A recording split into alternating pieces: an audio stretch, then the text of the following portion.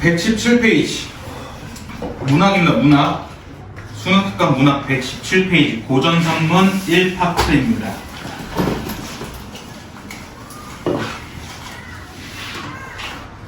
자, 고전 산문인데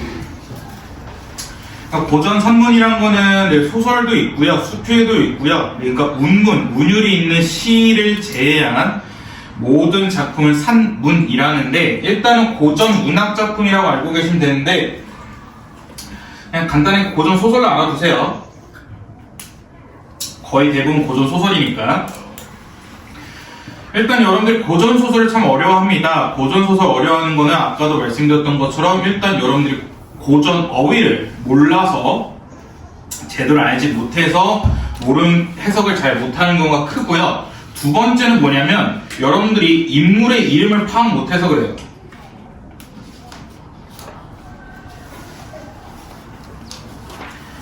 그러니까 고전 소설이 어려운 이유 중에 하나가 뭐냐면 인물의 이름이 너무 다양하게 등장합니다. 이게 무슨 말이냐면 예를 들어 사승훈이라는 사람이 있어요.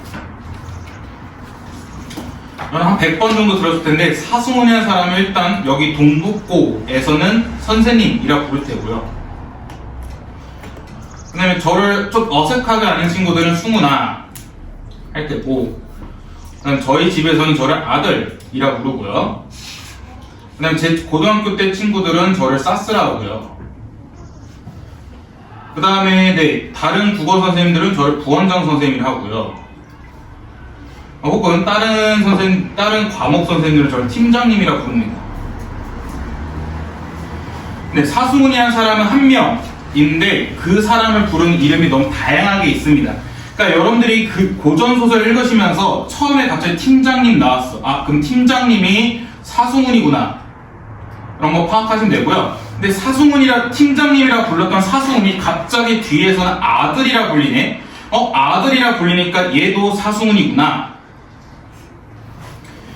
또 이 사승훈이 어디 가서 사스라 불렸네. 아, 그러면 사스 팀장님, 부원장 선생님, 승훈아 이 모든 게 다 사승훈을 얘기하는 거구나 해서 여러분들이 이렇게 인물의 이름을 파악해서 인물을 기억해 두시는 게 좋은데, 여러분들이 중간에 길을 잃습니다. 막 부원장, 팀장님, 선생님, 사스, 아들 이렇게 나오니까 누가 누군지 헷갈리고요. 얘가 왜 갑자기 여기서 이런 대화를 하지 하면서 여러분들 헷갈리는 경우가 많다 보니까 고전 소설은 인물의 이름을 파악하시는 게 가장 중요하다는 걸 말씀드리고요. 그 다음에 여러분들이 만약에 이름을 파악하는 것조차가 힘드신 분들 같은 경우에는 바로 내용일치 문제로 가세요. 바로 내용일치 문제로 가셔야 되는데, 죄송합니다. 이거 예시가 우리 아침 모의고사 거기 있는데, 잠깐만요.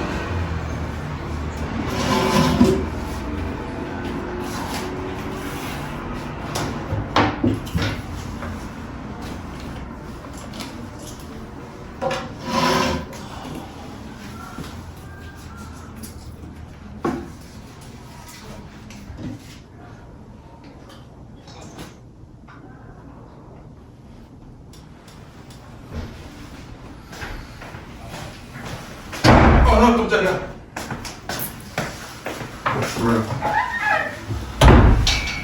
예시가 하필이면 옆방에 있네요. 죄송합니다. 그럼 이거 카톡으로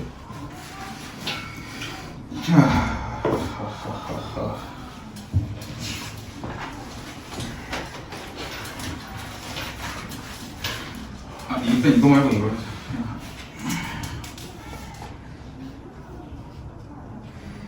내용일치 문제가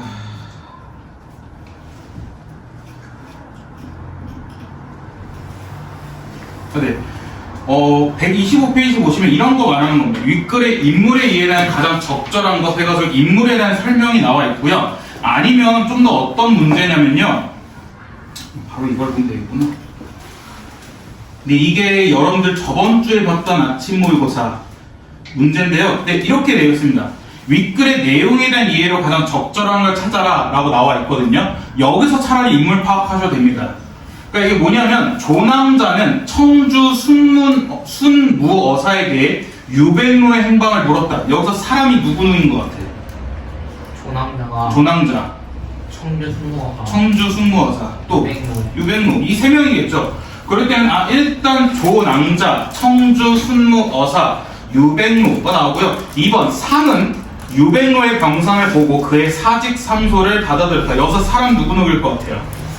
상 유백로 3번은 태수, 유백로, 조남자, 유태종 조남자 여자임을 알고 유백로, 태수 남경으로 갈 만한 뜻 했을 때 여러분들이 딱 보자마자 무슨 생각 들냐면 유백로랑 유태종 이 사람들은 어떤 관계일 것 같다? 네, 부자 관계 혹은 하다못해 어떤 가족이 있거나 왜냐 같은 성씨를 쓰고 있기 때문에 여러분들 이걸 파악하시면 됩니다. 그렇기 때문에 조남자, 유백로, 그 다음에 유태종, 태수, 상이라는 사람이 여기서 좀 가장 메인 포인트가 되는 인물들이구나. 여러분들이 고전소설 읽기 전에 여기서 파악하셔도 가도 됩니다. 만약에 너무 인물 파악하는 게 어렵다면. 그래서 이런 식으로 잡고 가세요. 그렇기 때문에 제가 누누이 말씀드립니다. 정말 어디 갔어? 인물의 이름을 파악하셔야 되는데 이게 많이 어렵다면 내용일치 문제에서 먼저 인물의 이름부터 파악하시고 가시는 게 가장 좋습니다. 정말 고전소설의 인물의 이름 파악하시는 게 가장 기본이에요. 여러분들 이거 인물의 이름 파악 못하시고 그냥 쭉 읽어버리면 여러분들 완전 중간에 내용 흐름 잃게 되고 그렇게 되면 고전소설 다 꼬이게 됩니다. 그래서 이거 반드시 기억해 두시고요. 그 다음에 두 번째 중요한 게 뭐냐면 고전소설의 흐름은 안 바뀝니다.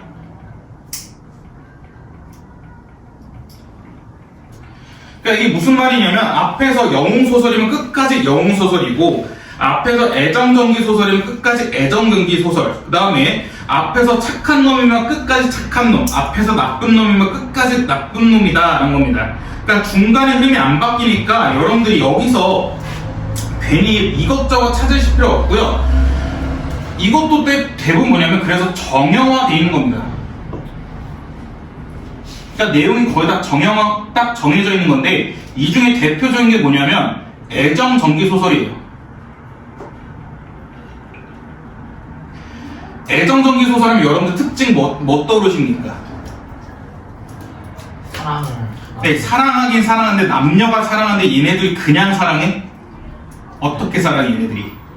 약간 뭔가 시간이나 약간 네, 얘네들의 문제점이 뭐냐면 얘네들은 언제나 말씀드렸던 것처럼 옛날에 결혼하기 위해서는 가문이 이제 딱 남자와 여자를 지어줬었는데 얘네들의 문제점이 뭐냐면 얘네들이 서로에게 첫눈에 반해서 자유연애를 합니다. 그러니까 집안끼리 짝 지어준 사람끼리 결혼하고 만나야 되는데 얘네들은 그냥 서로 첫눈에 반한 애들이랑 결혼하고 사랑하다 보니까 이게 문제점이 생기게 됐고요. 이렇게 문제점 생기게 되면 뭐가 되냐면 방해물이 생깁니다. 이 둘의 사랑을 방해하는 거. 이 방해물의 대표적인 게 전쟁, 그 다음에 전쟁으로 인한 죽음, 그 다음에 가족이 짝을 지어준다 했으니까 부모님의 반대. 그다음에 하나 더 말씀드리면 신분 차이가 있습니다. 근데 신분 차이는 부모의 반대와 관련이 있겠죠. 그러니까 이런 방해물이 계속해서 생깁니다.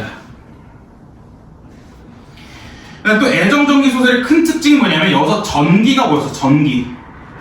전기의 뜻이 뭐야? 응?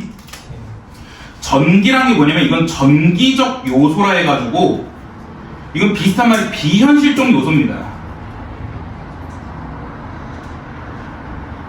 그러니까 얘네들의 사랑에는 비현실적인 요소가 등장하고요. 아니면 비현실적인 조력자가 등장해서 얘네들이 이러한 방해물을 해결하는 건데 대표적인 게 이생규장전이죠.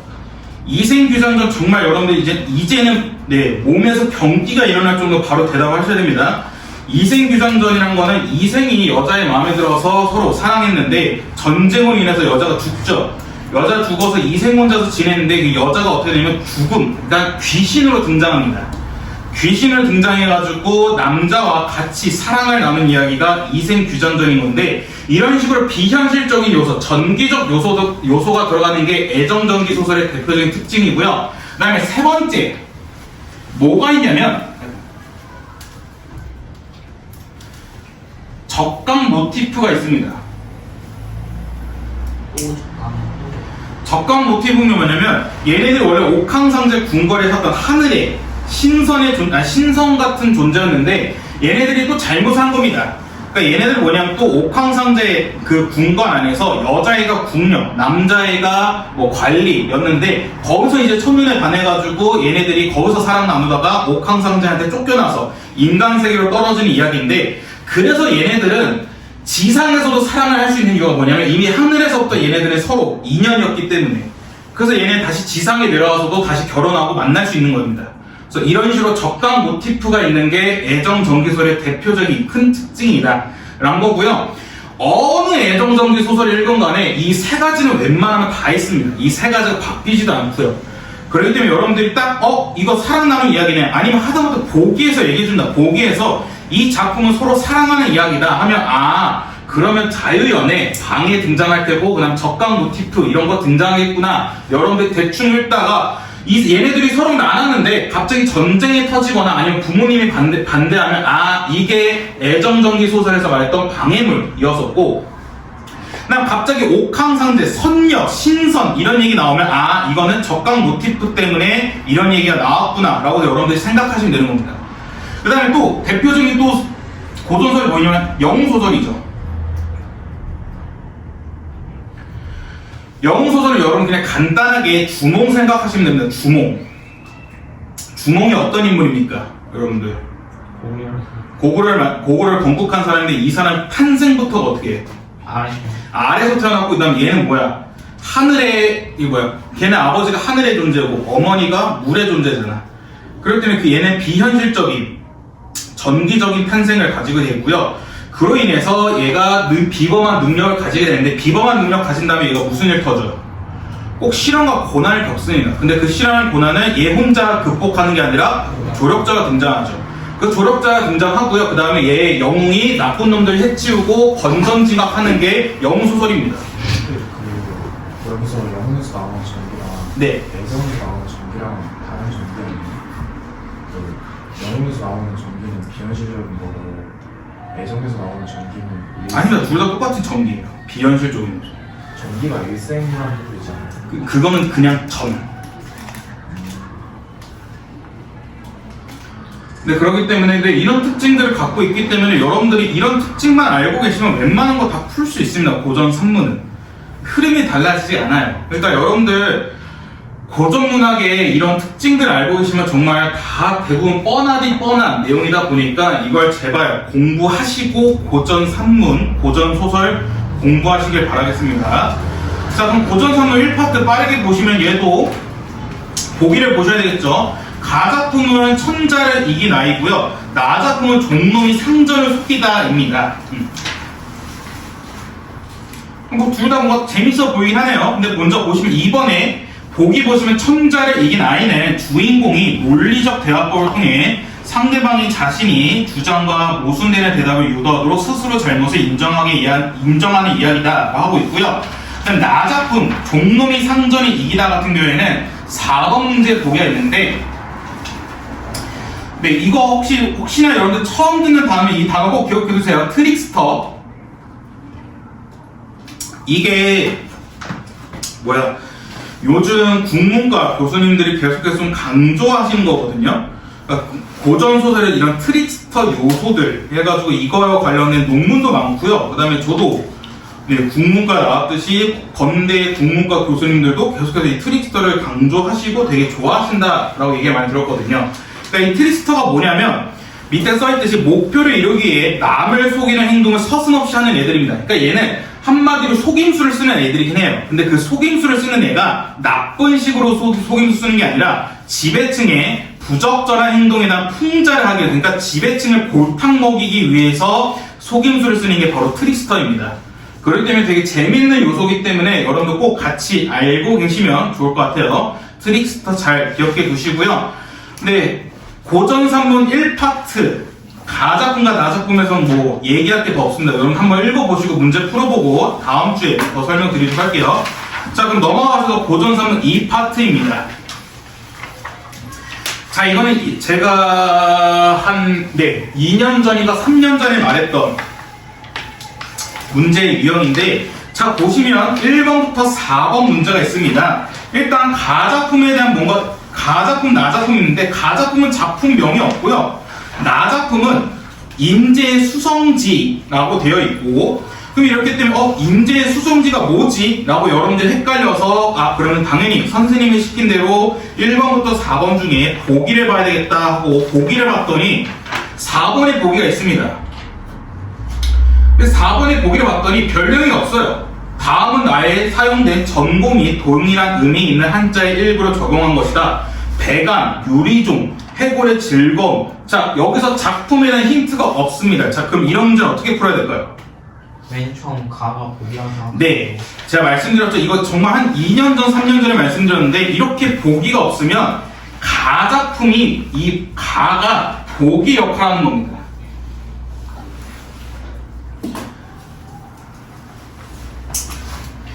그러니까 수성지라는 작품은 너무나도 생소하고 그냥 단순하게 보기로 3줄, 4줄로 수성지라는 작품을 설명하기에는 문제를 푸는 학생들이 되게 어려울까봐 가작품, 나작품을 나눠가지고 가작품은 수성지에 대한 보기 역할, 그러니까 이제 가작품 수성지에 대한 설명을 말해주는 게 가고요. 그 다음에 수성지 본문이 나온 게 바로 납니다. 그렇기 때문에 여러분들 이게 왜냐하면 2022년인가 2021년에 처음에 6월달인가 9월달 모의고사 이렇게 나왔었거든요. 그래서 그때도 제가 한번 여러분께 말씀을 드렸었는데, 이게 한동안 안 나오다가 갑자기 EBS 수능 특강이 툭 하고 튀어나왔는데, 이거는 여러분들 모의고사에서도 이렇게 나올 수 있다 보니까 꼼꼼하게 보시면 될 것 같고요. 나중에 여러분들 모의고사 푸는데 이거 보기 없는데 어떡하지? 라고 당황하기보다는 그럼 혹시 가가 보기 역할을 하는 게 아닌가 라고 보시면 됩니다. 그래서 보시면요, 되게 자세히 써 있습니다. 수성지는 근심의 성에 대한 기록이라는 뜻으로 임금인 천군에게 근심이 생긴 과정과 그 귀결을 허구적으로 구성하여 서술한 한문소설이다. 수성지는 전통적인 의인체 서사인 가전의 형식을 계승했지만 마음을 의인화한 것이 특징이기 때문에 천군소설로 분류된답니다. 자, 가전의 양식을 개성했답니다. 그럼 가전체 소설을 썼다는 거거든요. 가전체 소설의 특징이 뭐였죠? 사물이 아닌 건. 네, 사물을 의인한 거였고, 그 다음에 그에 대한 평가가 드러나는 게 바로 가전체 소설이었는데, 그에 대한 양식을 계승했답니다. 그래서 마음을 의인한 게 수성지의 큰 특징이고요. 그럼 마음을 어떻게 의인화했느냐라는 건데, 이게 그건가? 인사이드 아웃 애니메이션 그게 맞나요? 기쁨이. 그렇죠. 네. 그거라 생각하시면 됩니다. 그래서 천군 소설이란 마음이나 감정의 변화를 의인화한 소설로, 천군은 인간의 마음을, 신하는 인, 의, 예, 지와 같은 사당과 관련된 마음씨나 기쁨, 노여움, 슬픔, 즐거움, 사랑, 미움, 욕심과 같은 7정의 감정을 의미한다. 이때 7정을 의인한 인물은 천군의 마음을 혼란하게 한답니다. 그러면 7정과 관련된 인물은 좋은 거, 나쁜 거? 나쁜 놈들. 사당과 관련된 마음씨를 의인한 인물은 천군을 도와 천군이 겪는 마음의 혼란을 회복하는 것. 그러면 사당과 관련 애들은 좋은 얘들. 천군소설은 이러한 인물들의 대립에 의해 마음이 화평, 혼란, 회복의 서사 구조를 가지게 된다라고 하기 때문에 그럼 우리는 이 작품을 읽으면서 이 작품이 화평인지 혼란인지 회복인지를 찾으시면 되고요. 만약에 이 작품이 혼란에 대한 내용이었다 하시면 그러면 7정과 관련된 인물이 나올 테고, 그 7정이 위에 또 친절하게 설명해 줬습니다. 기쁨부터 미움, 욕심까지 얘네들이 7정이라는 얘기이기 때문에 얘네들의 얘기가 나올 테고, 만약에 이 작품이 회복과 관련된 내용이다. 그러면 사단과 관련된 나오는 거고, 사단이란 거는 인, 의, 예, 지 이런 게 나오겠구나 하고 여러분들이 생각을 하시고 글을 읽으시면 되는 겁니다. 오케이? 그렇기 때문에 얘는 한 번 더 나중에 여러분들 작품 보면서 읽어보세요. 오케이? 네. 그리고 나서 그래 너네 이 정도는 할 수 있을 거 아니야. 너네 배워서. 자, 국장군이에요. 국장군. 너네 국장군 하면 한번 가전체 소설이랑 국장군 연결해줘봐. 그럼 사람이 아니고 의가 있다는 뜻이야. 가전체 소설 중에 국장군이 나온 거랑 생각해봐. 너네가 아는 가전체 소설을 다 말해봐. 그 돈을 의인화하는. 돈 의인한 거 뭐야? 그게 공방전이. 공방전. 끝이야? 술. 어? 술. 그래 술. 네. 그래 막걸리 이름 생각하랬잖아. 국순전. 국선생. 그럼 여기서 국이 뭐야? 얘는 술 의인한 거고. 그 다음에 또 뭐야? 공방 나와있네. 쟤 공방 무슨 공방이겠어? 쟤 돈이야. 그래서 얘 이거 모를까봐 또 친절에 설명해줬어. 공방 국약 각각 돈과 술을 의인하였다고. 오케이? 네. 그래서 임제 이것만 하나 보시면 될 것 같아요. 임제 수성질문 왜 썼느냐라는 건데, 임제가 현실에 대한 불만이 있습니다. 현실에 대한 불만이 있는데, 현실의 불만을 토로하기 위해서 현실을 풍자한 게 바로 수성지입니다. 오케이? 이 정도는 크게 알고 계세요.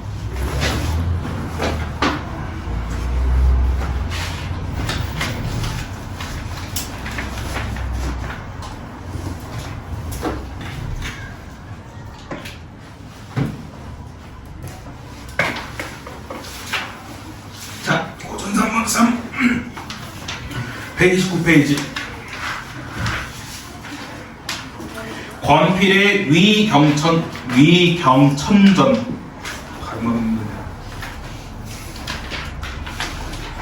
자, 이 작품은 다행히 친절하게 또 4번에 보기가 이쁘게 써 있습니다. 자, 130페이지의 4번 보기 보시면, 위경천천은 전쟁을 배경으로 펼쳐지는 남녀간의 비극적인 사랑을 보여주는 애정전기 소설이랍니다. 그러면 얘네들이 자유연애한 거고, 그러면 방해부 있는 거고, 그 방해부이 지금 전쟁을 배경한다 했으니까 방해부는 전쟁과 죽음이겠구나 생각하시면 되고요. 등장인물은 상대방을 향한 마음을 솔직하게 표현하여 개인의 의지를 통해 사랑을 성취하는 것으로 긍정하는 모습 보이게 하고요. 예기치 못한 운명 앞에 절망하는 모습을 보이기도 한다. 두 남녀 주인공이 사랑의 미래를 가진 후에 여러 난관에 넘어서고 합법적인 부부로 인연을 맺지만 뜻하지 않는 전란으로 사랑의 성취가 좌절되는 줄거리는 애정전기 소설의 익숙한 서사 구조이다. 이는 남녀 주인공의 만남과 이별이 반복되는 구조 속에서 확인할 수 있다라고 말하고요. 근데 여기 위경천천에 알아두셔야 할 게 뭐냐면, 재밌는 게 뭐냐면, 얘네들은 오히려 부모님이 도와줍니다. 시끄럽네.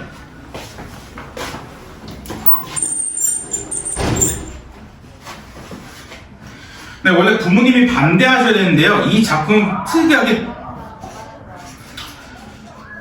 특이하게 부모님이 도움 주십니다. 하고 그 다음에 제가 원래는 어제 바로 그 아침 모의고사 해설 강의를 바로 업로드했어야 되는데, 학원 와이파이가 엄청나게 느린 바람에 오늘 아침에서야 업로드가 됐더라고요. 그래서 이건 아마 여러분들이 못 듣고 오셨을 텐데, 이것도 꼭 알고 계세요. 백학선전. 이게 아침 모의고사에 나왔던 작품인데, 이게 백학선전이 되게 특이한 게 애정 소설과 여성 영웅 소설이 같이 합쳐진 거거든요. 근데 이게 일반적으로 보통 여성 영웅 소설이니까, 영웅 소설이면 어떤 특징을 갖고 있었냐면, 얘가 전쟁에 참전한 이유가 뭐냐면, 너네 생각해봐. 보통 전쟁에 참전한 이유가 뭐겠어? 나라 지키기. 나라 지키기. 그러니까 흉과 효를 다하기 위해서 원래는 하거든요. 이게 일반적이거든요. 그럼 얘는 사랑을 위해서. 네. 근데 얘는 특이하게 백학선전에서는 전쟁에 참여 이유가 사랑을 위해서입니다. 그러니까 남자 주인공이 전쟁에 참여했던 걸 알고 여성이 이제 영웅이 돼가지고 남장을 해가지고 자신의 남편, 자신의 사랑을 찾기 위해서 전쟁에 참여하는 게 참전하는 게 백학선전의 특징이었거든요. 그래서 이것도 같이 알아두세요. 근데 원래는 제가 이걸 업로드 해가지고 여러분들 보고 오셨으면 참 좋았을 텐데, 근데 업로드가 되게 느렸어가지고 아마 못 보셨을 텐데, 백학선전을 꼭 알고 계세요. 애정소설과 여성 영웅소설이 합쳐졌는데 보통은 전쟁에 참전한 이유가 충효인데 이 작품에서는 사랑이었다는 거였고, 그다음 이 작품에서는 부모의 도움이 있었다는 거 기억해 두시면 좋을 것 같고요. 그다음 이거 하나만 더 말해봅시다. 자, 위경청전 보시면 이제 중간중간 이렇게 시가 있네요. 네, 고전소설에 이렇게 시가 삽입이 되어 있습니다. 이렇게 시가 삽입되어 있으면 무슨 특징을 가지죠? 삽입시의 특징이 뭐였죠? 시를 이렇게 삽입한 이유가 뭐였어? 자신의 약간 감정 같은 네, 인물의 정서랑 상황을 효과적으로 보여주는 거였죠. 하나 더 보면 복선까지 역할을 갖고 있고,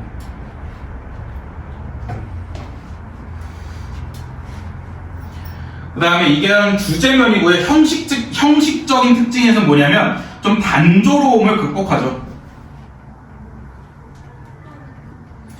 왜냐면 시가 뭐야? 운문이잖아, 운문.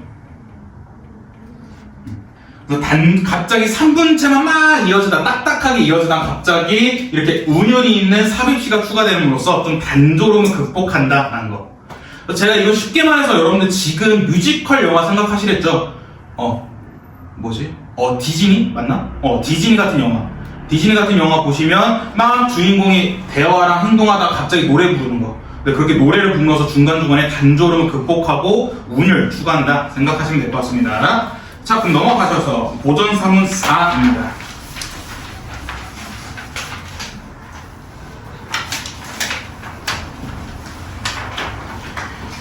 네, 이 작품도 재밌는 작품이고요. 윤계선의 달천몽유록입니다. 자, 여러분들이 딱 제목을 보자마자 뭐가 떠올라야 돼요? 꿈과 네, 꿈과 관련된 내용이 있구나 생각하시면 그냥 몽 있잖아요, 몽. 그럼 꿈이니까 현실에서 꿈 같다가 그렇죠. 현실에서 꿈이 나오면 보통 현실, 꿈, 현실이라는 액자식 구성을 가진 거죠. 이건 조금 더 어려운 말로 환몽 구조였습니다.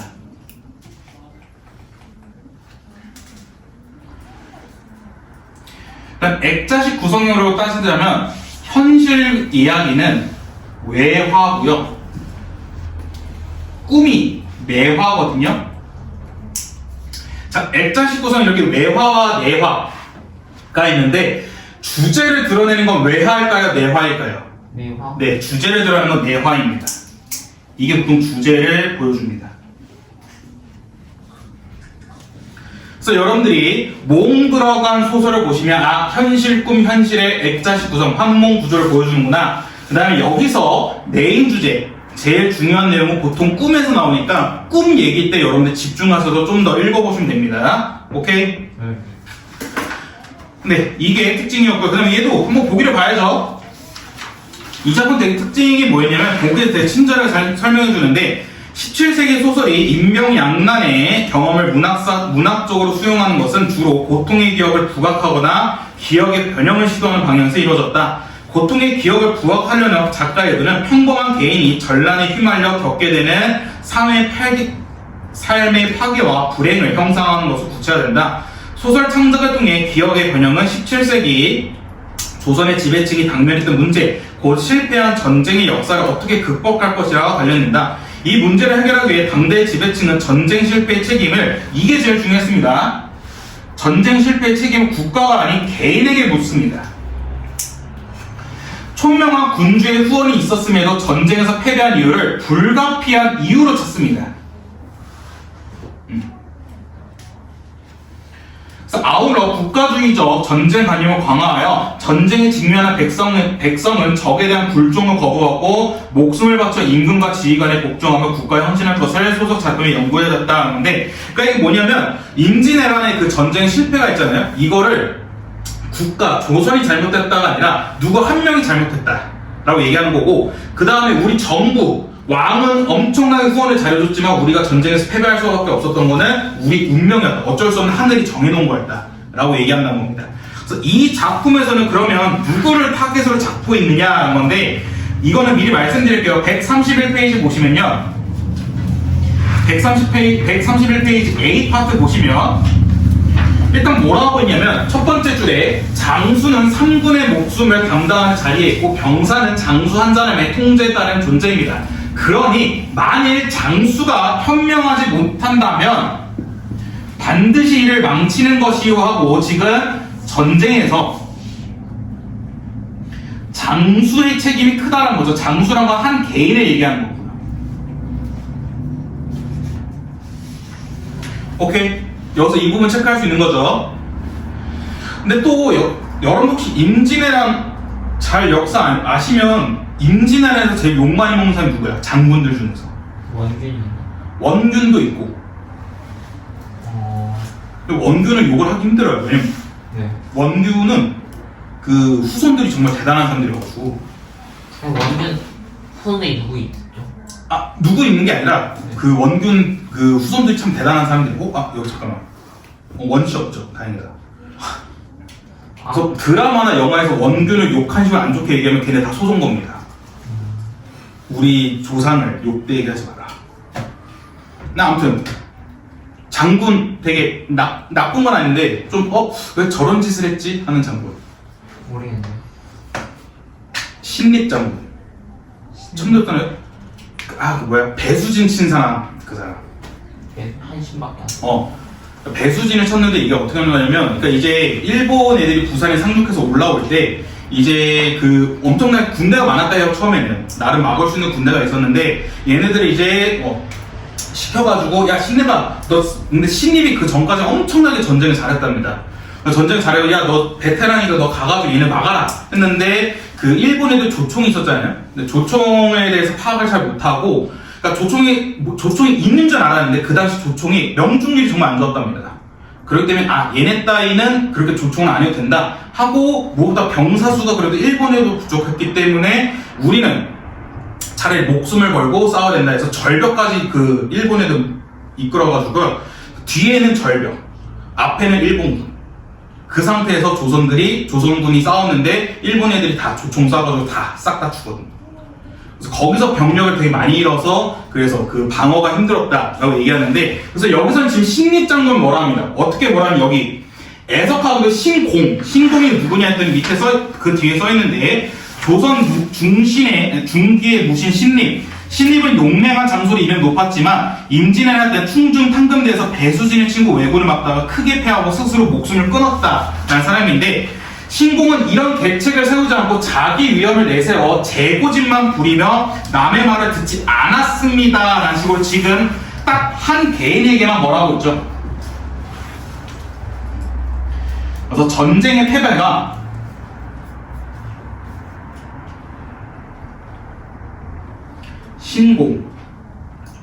신립 장군에게 있음을 주장합니다.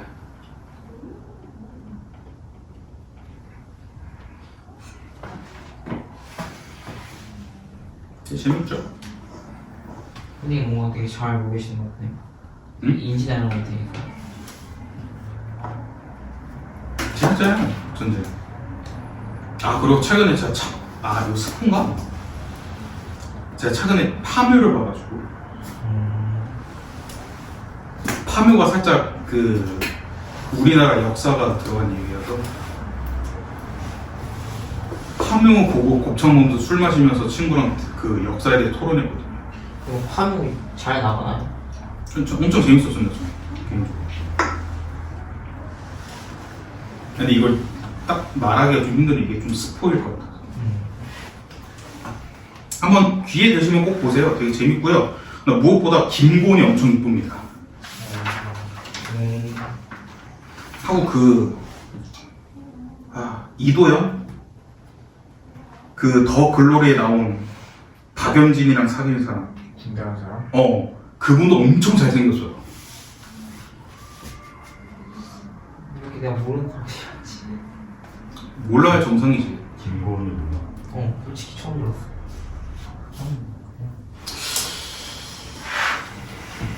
도깨비랑 그렇구나. 아, 그 사람. 도깨비는 너네 봤을 거 아니야. 도깨비가 아니, 저는 나 드라마. 군대 전역할 때쯤 나왔던 것 같은데? 저 도깨비 안 봤어요. 도깨비 봐봐. 재밌어. 끝나고 볼게요. 자, 그 다음 133페이지. 아까 보기에서 그 전쟁의 패배를 한 개인에게 몰았고, 그 다음에 엄청난 후원은 있었지만 전쟁에서 패배할 수밖에 없었던 건 불가피한 운명이었다라고 파트는 어디냐면 여기입니다. 하늘이 정하신 일이니 인간의 힘으로 어찌하겠습니까? 라고 말하는 파트가 바로 이제 불가피한 운명이었다 라고 얘기하는 겁니다. 여기서 그냥 하늘은 네. 임금을 전해간 것이 않죠. 네, 아닙니다.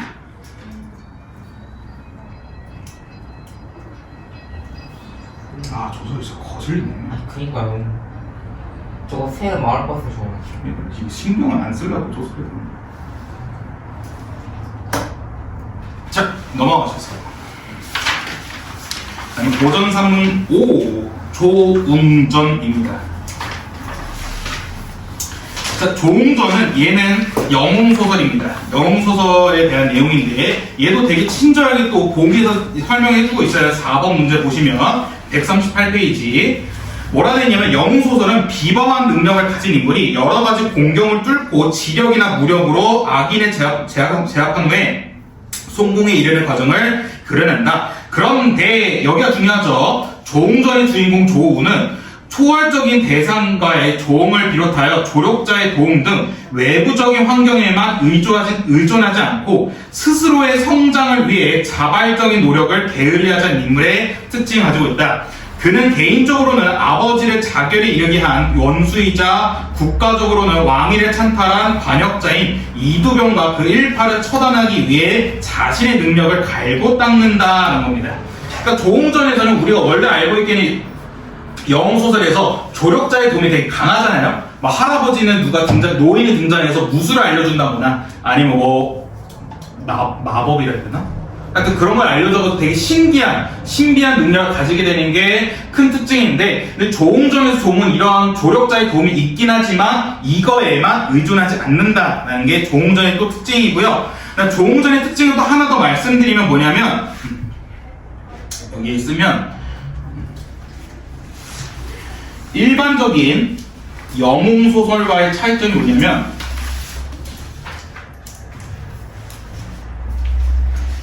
그러니까 여러분들이 알고 계신 여러 가지 영웅소설이 있을 텐데 일단 영웅소설의 가장 첫 번째 특징이 뭐냐면 그 영웅이 어떻게 태어나는 거거든요. 네, 근데 그 태어나는 게 어떻게 태어나냐면요. 부모님이 엄청나게 정성을 다해. 그러니까 그 부모가 아이가 없어서 맨날 막 절이는 어디 가서 빌고 용왕한테도 빌고 하다가 이제 그때 마침내 딱 하늘에서 점 지어줘가지고 내려오는 게 바로 영웅소설인데 근데 여기서 조웅은 부모님의 정성이 없습니다. 부모님이 막 간절하게 우리 아이 생겼으면 좋겠어요 라고 이렇게 정성을 다하지 않고요. 그냥 얘는 뚝 하면 생깁니다. 근데 그 다음에 그렇게 해서 부모님의 정성을 다해가지고 보통 그렇게 딱 하늘에서 찝어주면 어떻게 되냐면 보통 그러면 다 적강 모티프거든요. 하늘에서 어떤 잘못을 저지른 하늘에서 어떤 대단한 존재가 지상으로 내려오는 일인데 부모님의 정성이 없다 보니까 당연히 적강 모티프도 없습니다.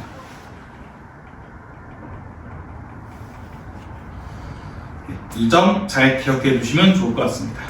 적강 모티프라는 게 예. 그 하늘에서 죄를 져서 떨어지는 것뿐만 아니라 죄를 떨어진 거 아니라 뭐 여러 가지죠. 근데 어찌든 그 하늘의 존재, 네. 그 지상이 아니라 그 하늘의 천상의 존재가 지상으로 내려온 이야기가 적강 모티프. 형 적강 모티프에서는 대부분 화학적 이미지를 체크했어요. 그건 좀 애매하죠. 왜냐면 이미지란 건 심상인데 심상이란 건 보통 시에서 쓰이고요. 나 혹시나 해서 2학년 애들이 물어봤는데 모티프 우리말로 하면 화소입니다. 화소. 또 2학년 애가 화소랑 모티프가 달라요 그랬는데 화소가 영어랑 모티프고요. 근데 제가 뭐 있어 보이려고 모티프란 말 쓴 게 아니라 그냥 대학교 때부터 국문과 수업할 때 모티프 했습니다. 화소라고 했고요. 이 얘기했다가 2학년 애들이 선생님 나이 되게 많으시구나 하더라고요. 학교에 나이 많은 선생님들이 모티프라 하고 젊은 선생님들이 화수라 합니다. 씨발. 아이 그렇게 안 많은데. 자, 그 다음에 넘어가서 고전 산문 6파트입니다. 작자 미상의 이대분전. 이대공식 얘기하겠습니다. 아, 근데 여기서 되게 재밌습니다. 또 하필이면 정예준 씨가 그렇게 말씀해 주셨는데, 이대봉전이어서 이대봉과 관련된 내용이구나 할 수 있는데, 거기에서 아니랍니다. 네, 이대봉전은 제목이 남성 주인공 이름으로 되어 있으나, 주인공 여성 주인공 장애황. 이 친구의 활약이 크게 나타난 점에서 여성 영웅 소설로 평가받는다. 여성 영웅 소설의 주인공은 자신의 닥친 위기를 극복한 후에 영웅성을 회복하게 되는데, 이때 또 중요한 거죠. 보통 여자 나오게 되면 남장 모티프 많이 나오죠. 이때 남장 모티프는 여성 주인공이 사회 진출에 위한 수단이 될 뿐만 아니라 여성 주인공의 위기를 극복하는 데 활용되거나 새로운 사건이 발생하는 계기가 된다는 거. 이 작품도 되게 재밌어요. 속으로 여러분들 그 생각하시겠죠. 네가 재미없는 게 있겠니 할 수 있겠지만 저도 재미없는 게 있죠. 아이 그렇게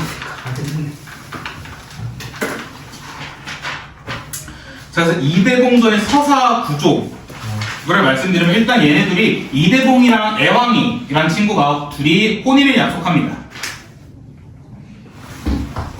근데 얘네가 안타깝게 헤어져요. 그러나 얘네들이 시련을 겪습니다. 근데 얘네들이 다시 재결합합니다. 행복해 보이죠? 부럽네요.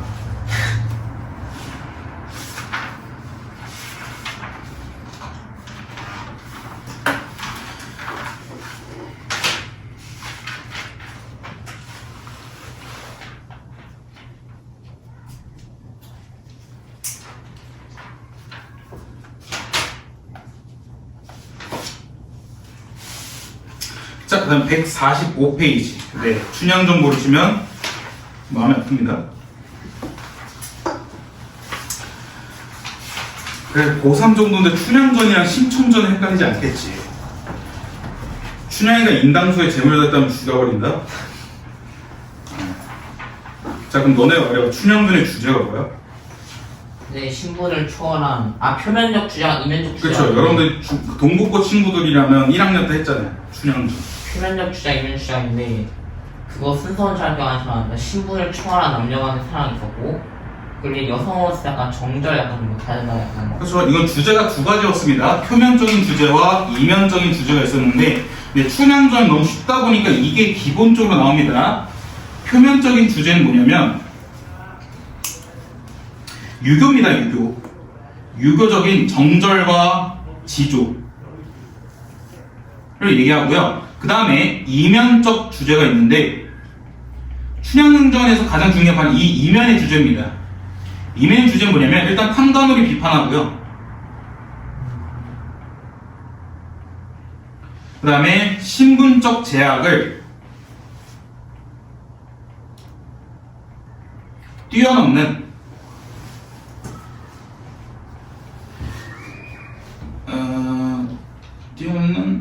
뛰어넘는 하자. 죄송해요. 뛰어넘는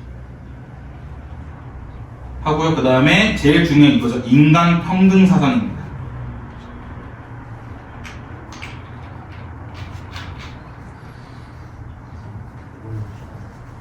유기적. 정절, 지조, 절, 정절. 깨졌어요, 선생님. 정절. 뛰어넘는 다음 뭘? 뛰어넘은 인간 평등. 정절 처음 들어? 절기를 지킨다. 너가 알고 있는 건 소설의 절정이고 이육사시. 기특하다. 피우창 남아야 돼. 저새끼 저거 내 하나 뜯고 가요. 내가 던진 낚시에 바로 걸렸어. 네? 문제 상대. 아, 머리 아픈데. 자, 고전선은 8. 거의 다 왔습니다, 이제. 네. 자, 작전 이상의 서대주 전입니다. 서대주. 아마 이 작품이 좀 어렵지 않을까 많이 싶어요. 이 작품이 왜 어려운지는 여러분도 한번 일단 보기를 보셔야 될 것 같은데, 보기가 바로 1번에 나와 있습니다. 뭐라 나 있냐면, 조선시대의 송소의 절차는 다음과 같다. 나 뭐라 했어? 송소로 했어? 네. 소송의 절차. 다음에 소송은 대개 피해를 입었다고 주장한 원고가 오늘날의 고소장에 해당하는 민장을 제출하면서 시작되었다. 민장이 들어오는 수령은 소송의 대상자의 피고를 재판장에 출두시켜 심리를 진행하였다. 이때 피고가 재판장에 오지 않으면 수령은 사령이나 형리를 시켜 피고를 붙잡은 후에 원고와 피고의 대질 조사를 통해 각각의 주장을 듣고 판결을 내렸다.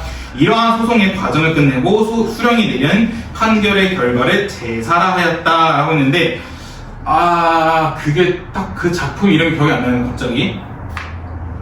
여러분들 그 고전 소설이 나오는 소송은 어떤 내용인지 혹시 아시는 분 있나요? 소송이 왜 일어나고 소송 서사에서 가장 중요한 거? 이게 저도 지금 그 작품이 딱 기억이 안 나는데, 누가 뭔가를 훔쳐서? 그 서로의 목소리 되게 이쁘다는 거 있는데, 황계전? 그 뭐였지? 그 꾀꼬리랑 어떤 이 세 마리가 서로 누구의 목소리가 더 이쁜지 내기를 한 거야. 근데 그 중에 한 마리가 되게 목소리가 더러운 애야. 뻐꾸기였던가? 하여튼 엄청 목소리 안 좋은데, 얘가 이 세 명 중에 자기가 이기고 싶은 게 어떠냐면, 그 판사한테 가서 마을에 있는 그 새 판사, 그러니까 bird 판사, 그애한테 가가지고 그 벌레 같은 걸 다 줍니다. 돈을 줘가지고 얘를 매수합니다. 매수해가지고 어느 누가 보더라도 그 아이가 제일 노래를 못 불렀는데, 그 돈을 받은 부정부패를 한 판사가 이 애가 제일 노래를 잘 부른다 라고 하는 게 일반적인 소송 서사거든요. 얘도 똑같습니다. 다 소송은 부정부패가 있습니다. 그래서 그런 부정부패에 대해서 얘기하는 게 바로 서대주전이고요. 그래서 여기서는 왜 이 작품이 좀 어려울까 제가 걱정인 건 뭐냐면, 여기서 서대주가 뭐냐면 쥐입니다. 쥐입니다. 쥐 하고요. 이 서대주 쥐랑 소송을 하는 얘가 누구냐면 타남쥐. 타남쥐는 뭐일 것 같아? 타남쥐요? 타남쥐. 타남쥐를 빨리 발음해보고 좀 쥐랑 비슷한 애를 찾아봐. 타남쥐. 미치겠다. 절대 안 까먹겠지? 다람쥐. 자, 여러분들 생각해보세요. 쥐가 귀엽으니까 다람쥐가 귀엽습니까? 다람쥐가 귀엽겠죠. 그럼 누가 착한 놈일까요? 다람쥐요. 네, 다람쥐가 착한 놈입니다. 진짜 단순하네. 그 부정부패를 하는 게 누굴까요? 다람쥐일까요? 쥐일까요? 쥐요. 쥐입니다. 자, 이렇게 현실에 대한 문제를 비판하기 위해서 동물을 의인화하는 걸 무슨 기법이라 하죠? 동물 의인화에서 현실을. 대표적인 게 토끼전이죠. 네. 토끼전은 무슨 소설이라 하죠? 아니, 장기전도. 토끼전. 토끼전은 무슨 소설이라 하죠? 우화 소설이라 하죠. 그렇기 때문에 우화적 기법 쓴 겁니다. 그래서 이건 송사가 이제 소송이거든요. 송사 형식을 통해 현실에, 부조리한,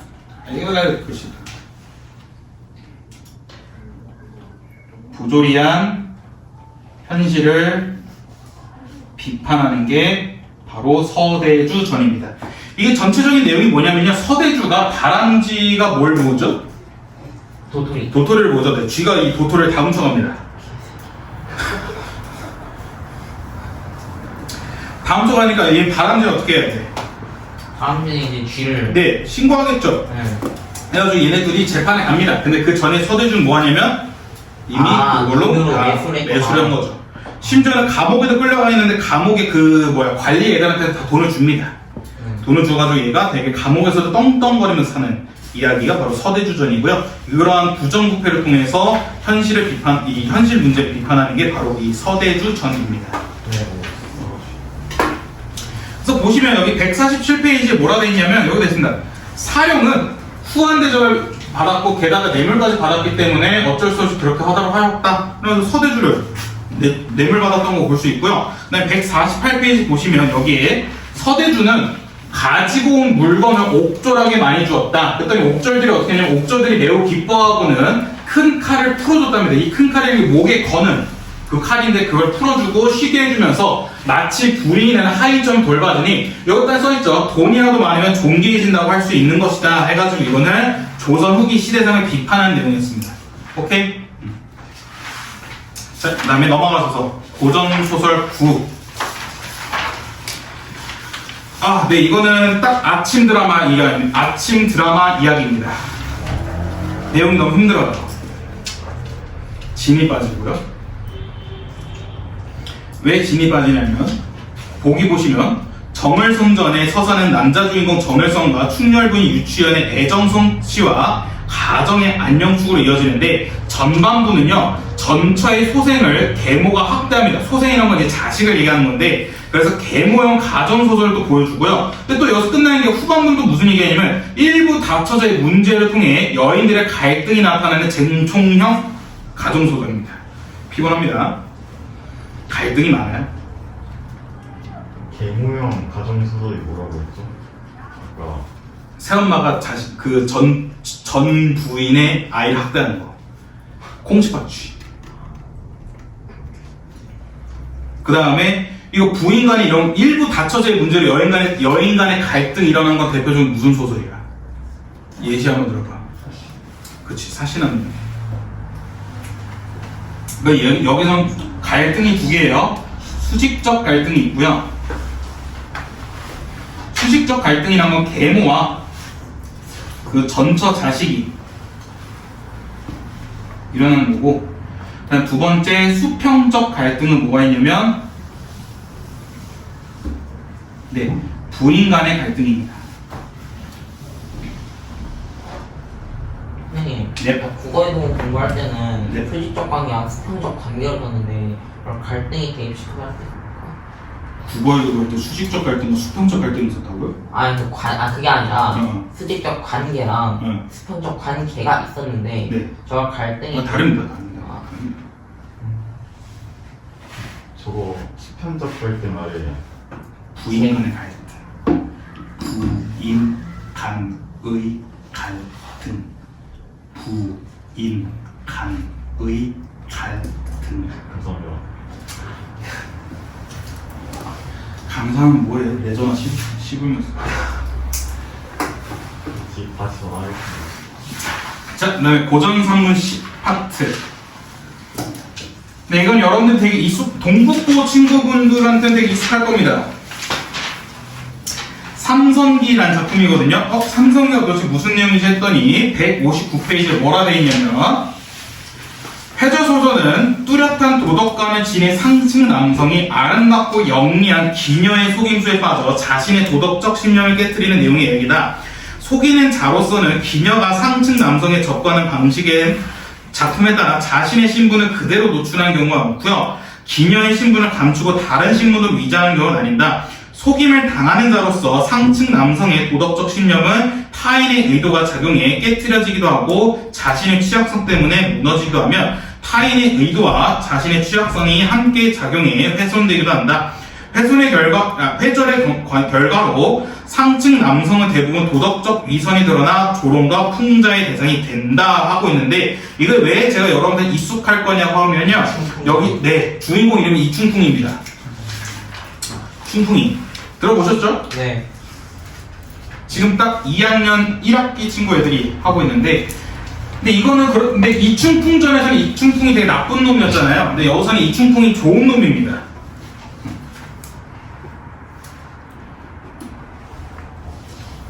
충풍이가 고결한 정신을 가진 애야. 근데 얘가 어떻게 되냐면 여기에 두 명의 여자를 만나게 되거든요. 여자 이름 까먹었어. 미안해. 여자 1, 여자 2. 얘네들이 충풍이를 꼬십니다. 그러니까 충풍이는 이 전까지는 속세를 되게 싫어했어요. 나는 속세 싫어. 나는 딱 고결해. 딱 이랬었는데 여자일가 속세 맛을 보여준 겁니다. 그러니까 그때부터 춘풍은 미쳐요. 홍도와 류지영. 어? 홍도와 류지영. 여자 요리. 아 그런가요? 아, 저 위에 나와있네. 그러네. 이름도 예쁘다. 홍보가. 그러니까 되게 세련됐다. 아니 이때 당시 이름이 지연이야. 아니, 류지연이잖아요. 그거. 류씨가 다 잘못이 나가요. 루시 또 있는데? 류현진. 류준열. 준열이 형. 현진이 형. 난 류현진보다 류준열이 더 부러워. 근데 이 두 명이 막 꼬십니다. 그래가지고 춘풍이가 속세에 미치기 시작하는데, 근데 얘네가 또 웃긴 게 세 명이 같이 정신 차립니다. 네. 같이 세 명이 정신 차려가지고 생각보다 속세 별론데 하고 얘네가 속세를 떠난 이야기가 이춘풍의 삼성입니다. 그래서 이 작품에서 뭘 알 수 있냐면 삶의 방식과 태도의 변화를 볼 수 있는 겁니다. 근데 너네들이 생각하기에 아니 이춘풍처럼 고결하고 속세를 싫어했던 얘가 삶의 방식과 태도가 달라져서 속세를 되게 좋아하게 된 거면 이춘풍이 나쁜 놈 아닌가? 라고 생각할 수 있고 부정적으로 생각할 수 있는데 이 작품에서는 어떻게 생각하냐면요 이게 조선 후기 작품이어가지고 그 태도를 되게 긍정적으로 바라보는 거예요. 속세 비판으로. 속세를 비판하는 게 아니라 속세를 그렇게 좋아하는 것도 나쁘지 않아 하는 겁니다. 왜냐면 이건 조선 후기 때문에 신분 질서가 흔들리고 네.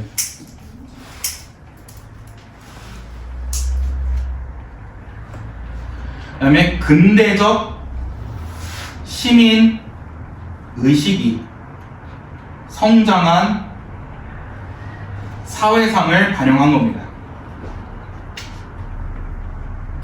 그러니까 옛날에는 막 속세 진짜 싫어. 속세 딱 끊고 자연에 있는 게 제일 좋아. 라고 하는 게 최고였다면 여기서 이제 그게 근대로 갈수록 조선 후기로 갈수록 이게 흔들리기 시작한 거예요. 그래가지고 야 속세가 그렇게 나쁜 건 아니야 라고 말하는 게 바로 이 작품입니다. 그래서 그런 대표적인 속세를 싫어하고 고결했던 이춘풍이 도화와 지연을 만나면서 이런 삶의 방식과 태도가 변화하게 되는 게 이 작품의 큰 특징이고요. 그래서 이춘풍이 나쁜 놈은 아닙니다. 부정적인 놈은 아닌 거예요. 오케이? 마지막이다. 이거는 간단합니다. 여러분께 여쭤보고 싶네요. 이기발. 어? 그 썰릴게요. 이기발. 웃는 게 잘못 이상한 거 아닙니까, 선생님? 돈 받고 싶지 않다. 저번주에도 말했잖아. 돈 받고 2학년 애들 남신우주 유동 박시봉방 할 때 시봉방? 이랬다고. 시공방. 아니, 근데 이기발은 웃는 게 이상한 거 지금. 아이고. 여쭤보고 싶네요. 여러분들이 생각하는 참된 예술은 무엇입니까? 참된 예수? 예술이요. 예술이요? 고전 산문인데 예수 나오면 큰일 나. 참된 예술은 무엇이라 생각합니까? 그냥 자신의 생각을 드러내는 게 진솔하게 드러내는 게 참된 예술이라고 생각합니다. 네, 한번 그걸 생각하시면서 읽어보세요. 이 작품 그 내용입니다. 참된 예술이란 무엇인가? 라고 작가가 작중 인물로 직접 등장해서요 설명을 주고 있습니다. 1인칭. 네, 1인칭 관찰자 시점에 좀 가까울 겁니다. 왜냐면 송경운이 작가는 아니고요. 이 작가가 작중 인물로서 송경운에 대해서 얘기하고 있는 거거든요. 이 송경운이라는 사람이 어떤 사람이냐면 이 사람이 원래 노비였다가 이 노비의 신분을 벗어나고 이제 음악가가 된 겁니다. 음악가가 됐는데 이 사람이 음악을 너무 잘합니다. 음악을 너무 잘해가지고 이 사람이 어딜 가든 엄청나게 유명해지는데 근데 이분이 이제 나이가 있으셔서 70세가 넘으셔서 이제 은퇴를 하시고 이제 집안에 농촌에 가서 쉬고 계시는데 그래도 이분이 되게 저명한 되게 명성이 있는 음악가인데도 어떤 사람이건 간에 신분이 낮건 높은 건 간에 송경훈한테 찾아와가지고 당신의 노래 듣고 싶어서 찾아왔습니다 하면 70세가 넘은 송경훈 할아버지가 신분이 낮든 높은든 그 사람 앞에서 노래를 불러줍니다. 그래서 여기서 얘기한 게 그럼으로써 참된 예술이란 과연 무엇인가 라고 이야기를 던지는 게 바로 송경훈 전입니다.